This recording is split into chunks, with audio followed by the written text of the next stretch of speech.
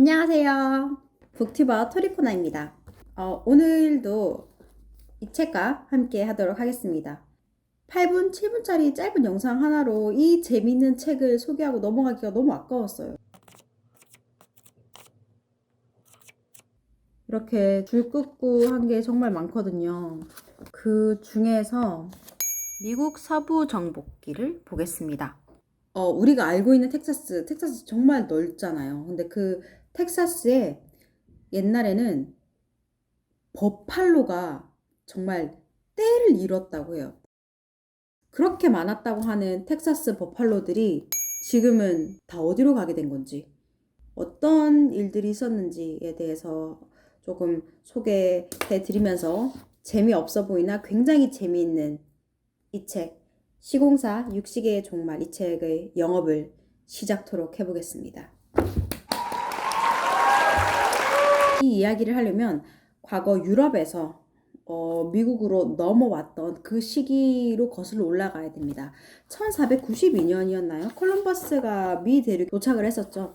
인도인 줄 알고 왔는데 웬걸 보넨자, 엄청난 드넓은 땅을 발견을 했더랬죠. 그리고 그것이 미국이었고, 그 중에서 이제 텍사스에 왔어요. 텍사스 굉장히 넓은 도시인 거 알죠? 도시? 주죠, 주. 텍사스를 발견을 했는데 그 서부의 초원의 풀이 너무 좋았단 말이죠. 굉장히 특이했어요. 따로 저장을 해놓을 필요도 없고 굉장히 생육 능력도 뛰어나고, 그래서 굉장히 자신들의 소를 좀 데리고 와서 여기다가 이제 방목을 시키고 또 키우고 하고 싶은데 거기는 이미 너무 버팔로가 많더란 거죠. 어느 정도로 많았냐면 기록에 따르면 1870년대 이전만 하더라도 버팔로의 수를 세기보다 숲의 나뭇잎 수를 헤아리는 것이 훨씬 쉬워 보일 정도였다라고 이야기를 했을 정도로 굉장히 버팔로 수가 많았다고요. 근데 그 지역이 탐나잖아요. 그래서 어떻게 생각을 하냐면 일단 그 버팔로와 인디언들이 없애야 자기들도 거기에 정착을 하고 자기 소들도 그쪽에서 풀을 뜯어먹게 할 수 있는 거죠. 그래서 그에 대해서 넬슨 마일스 장군은 이런 이야기를 했다고 합니다. 소위 이런 예언을 했다고 하는데, 우리가 버팔로와 인디언을 없애버리면 이곳은 소들로 가득 차게 될 것이요. 근데 일단 거기에서 순서는 뭐겠어요? 버팔로를 먼저 없애면 버팔로를 뭐 먹기도 하고 버팔로로 생활을 이어나가는 그 인디언들도 함께 없어지지 않겠냐라고 생각을 했던 거죠. 그래서 첫 번째 과제를 버팔로 없애기로 삼은 겁니다. 그 과정에서 굉장히 잔인하고 열받는 일이 정말 많이 일어나요. 지금 우리가 일반적으로 생각하는 그 텍사스의 그 많은 소들, 그 소들이 사실 유럽 소거든요. 서부 같은 경우면 스페인에서 온 롱혼, 요새는 롱혼 많이 안 보인다고 합니다. 근데 아무튼 그때 당시는 롱혼들이 서부를 이제 거의 점령을 했고, 동부 쪽에서는 영국에서 온 그런 숏혼이라고 하는 그런 유럽의 소들이 미 대륙을 먹은 것이죠. 그런데 이 과정에서 이제 버팔로들을 어떻게 죽였냐? 진짜 열받아요. 제가 너무 열받아서 읽다가 이렇게 적어놨어요. 이렇게. 진짜 얘네는 진짜 벌 받아야겠다. 뭐 이런 이야기. 제가 만약에 축산업자이고 돈과 어떤 힘도 가지고 있어. 그러면 저 또한 그렇게 했을 줄 모르죠. 뭐 그렇게 했겠죠. 근데 어찌됐건 지금 이게 나의 상황은 아니니까 좀 더 객관적으로 볼 수 있잖아요.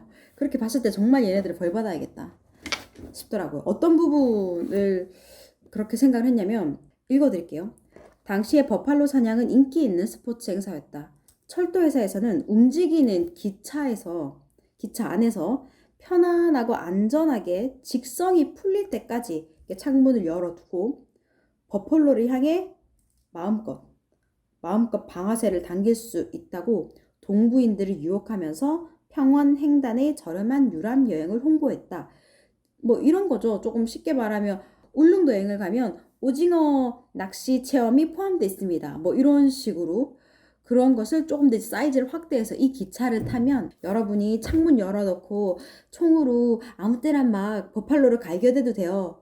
라고 하는 거죠. 그럼 재밌겠다. 버팔로를 죽일 수 있다니 재밌겠다 하면서 사람들은 이제 돈을 내고 그 여행을 이제 사게 되는 거고, 유럽인들의 입장에서는 굉장히 좋죠.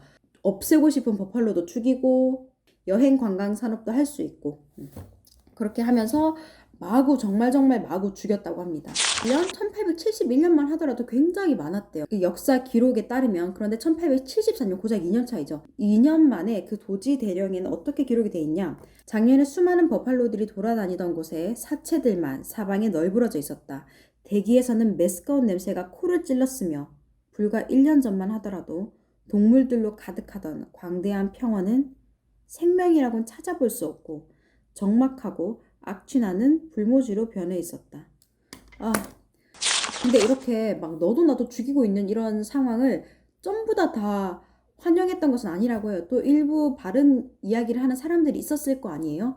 그런데도 버팔로 사냥이 계속 이어져 왔던 것은 자신들의 너무 확실한 어떤 정치 체계가 있었기 때문이에요. 일단 우리가 이곳을 가기 위해서 버팔로가 없어야 돼. 그래야 우리 소를 키울 수 있고, 그 다음 인디언들도 없어야 돼. 라고 하는 확실한 자신들만의 정책이 있었고, 그리고 인디언들이 본인들한테 어떤 저항을 하잖아요. 근데 그런 모든 저항들을 무력화시키는데 가장 선행돼야 할 것이 바로 그들의 어떤 삶을 지탱해주는 그 버팔로가 없어져야 돼. 라고 하는 점에 있어서 굉장히 폭넓은 공감대가 형성이 됐다고 합니다. 처음에 버팔로들이 없어지기 전에 유럽에서 온 그런 정부군들이 인디언들을 몰아내려고 굉장히 잔혹한 그런 학살을 시행을 했었어요. 근데 인디언들을 없애는 데 있어서 오히려 그런 군사적 전략보다 배고프게 하는 거, 버팔로가 없어지니까 어떤 기아를 겪게 되는, 그게 오히려 인디언들을 없애는 데 더 효과적이었던 거죠. 그 전에는 어떤 것들을 했냐면 거기에 대해서 잠깐 짧은 묘사가 나오는데, 콜로라도 지역의 샌드크릭에서 콜로라도 제3기병대의 존 M. 치빙턴 장군 휘하의 군대는 1864년 11월 29일 새벽녘에 고이 잠들어 있던 샤이엔족 마을로 돌격합니다. 그때 추장인 블랙캐틀이 항복기를 들고 나와요. 미국기와 어떤 백기를 흔들면서 천막에서 황급히 뛰쳐나옵니다. 그럼 거기서 멈춰야 되잖아요. 그런데 그 사람들은 멈추지 않고 정말 잔혹하게 살해를 합니다. 그 당시의 목격자 증언을 읽어드릴게요. 그들은 머리 가죽이 벗겨졌고 뇌가 빠져나왔다. 사내들은 칼을 사용하여 여자들을 갈기갈기 찢었을 뿐만 아니라 어린 아이들을 곤봉으로 때리고 개머리판으로 후려쳤으며 뇌를 끄집어내고 온몸을 토막냈다.